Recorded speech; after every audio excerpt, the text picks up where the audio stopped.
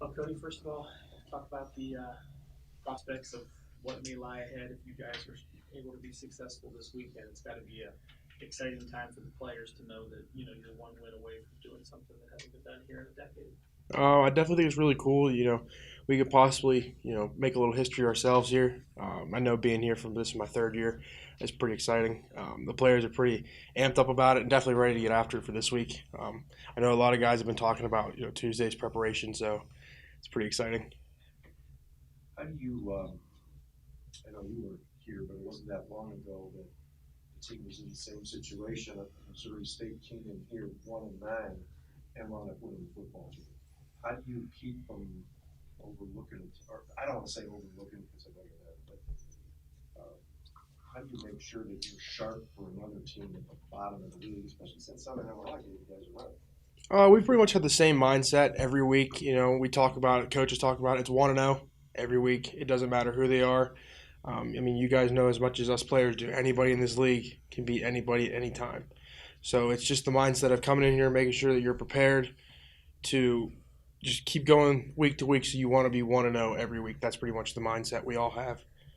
Is it something to get some momentum to heading into the playoffs? It's nice to have momentum, but I think just like I said, it's just every week you want to go 1-0. You don't want to look too far ahead and jinx yourself or the team. It's just keep the same mindset you had since the first game and grind it out.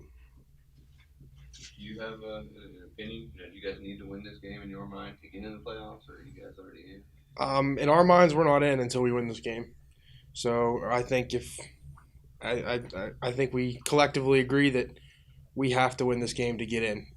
I don't know what any projections are. I don't know anything like that. I just know that this week coming up, we just got to go 1-0. You say you don't know what the projections are. Do you look at them? I don't look at stats. I don't look at stats, projections, nothing like that. I like to be able to come into it knowing what we got to do, and as long as we do our business, then wherever we are, we'll play from there.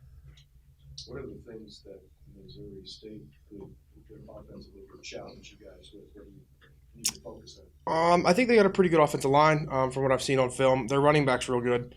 I think as long as we come out and play with the best of our abilities up front, I think the guys behind us will take care of us. Where have they?